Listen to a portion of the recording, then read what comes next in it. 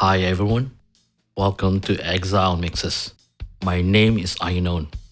This is another Mix Bites episode where I'll be showing you some tips on how to mix with a Soundcraft Signature 22 MTK, as well as within the DAW of your choice, which in my case is Logic Pro. For this video, I will show you how I mix multiple bass tracks together.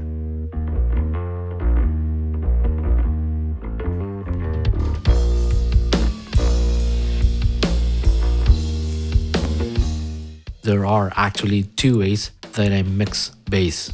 Usually, I receive 2 or 3 tracks of simultaneously recorded bass, one from the DI, the other from a mic on a cabinet, and sometimes even a third one from a second mic on the amp. Mixing 2 or more bass tracks have become a habit for me. Even if I'm given only one, I usually duplicate it to make it 2 or more because I prefer to mix that way.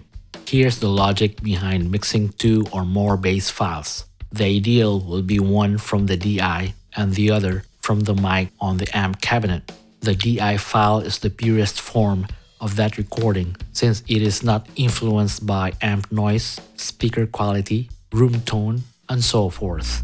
This will be the track that we anchor the low end since it has all the low end information in it.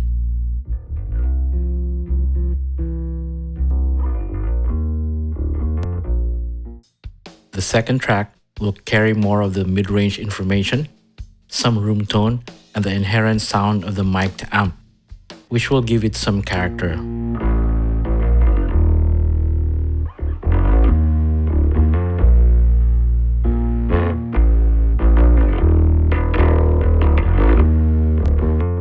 A third track will usually be from a second mic on the amp, another flavor of sound you can use. You can either blend the 2 mic tracks together or process them separately.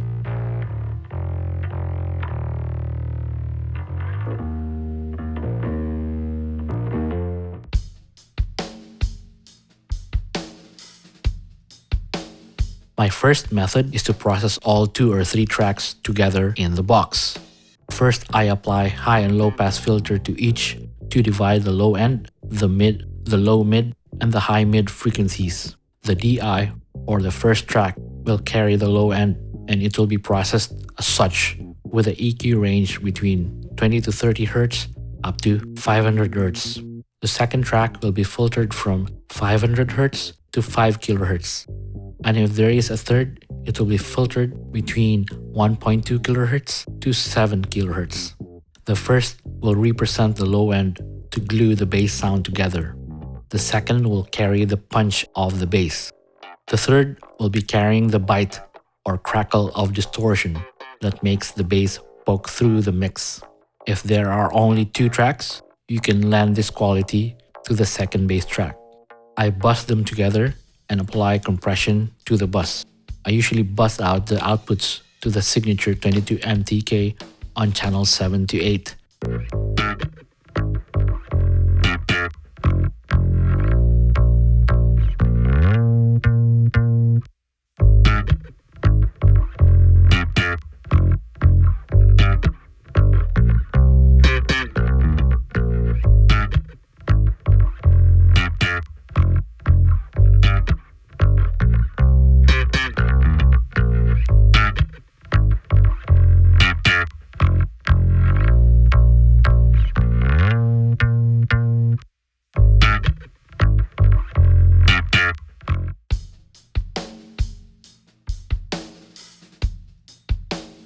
The second method is to send the mono output of each bass track to the console. I then EQ each one to taste. With the second method, you can really get creative with it because you can do what you like to each track on the console. You can sculpt the sound to whatever you like. I can use all 3 tracks just like you would use an EQ.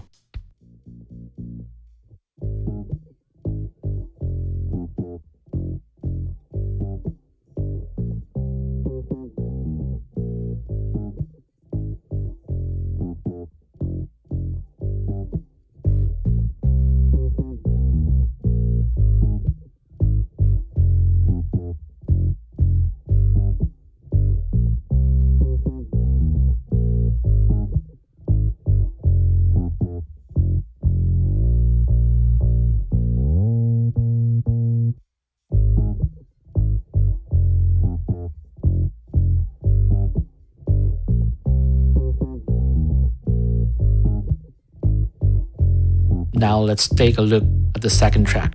Notice how it instantly brightens the bass mix with a gnarly mid-range growl.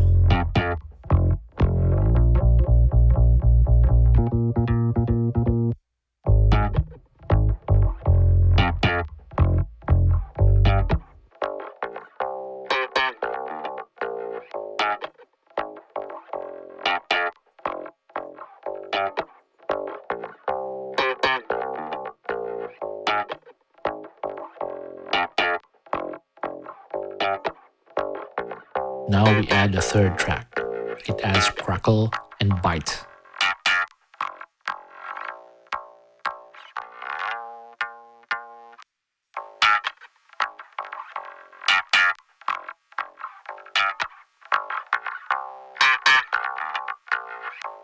Always remember to engage the high-pass filters on the second and third bass tracks.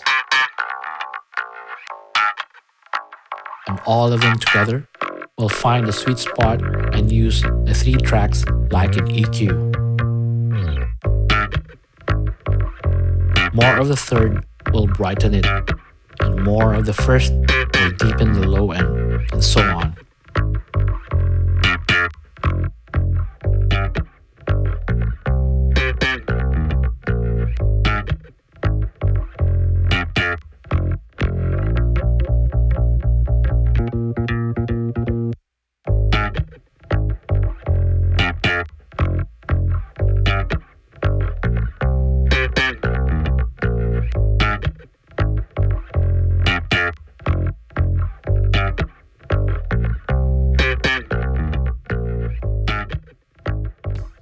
Next, capture this analog mix back into the DAW.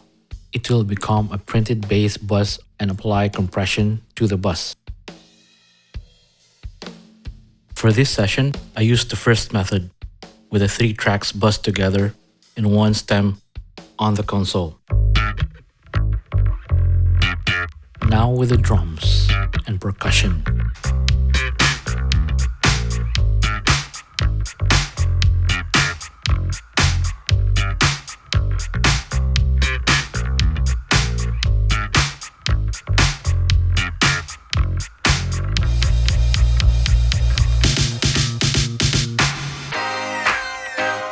Now with all instruments.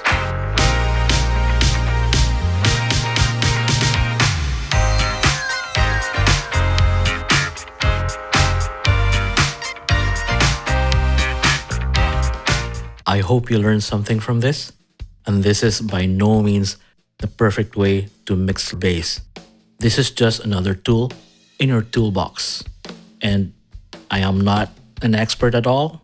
This is just something that I use and I share with you. So I hope you can use it too, and let me know in the comments below. So till next time, thank you for watching. Cheers!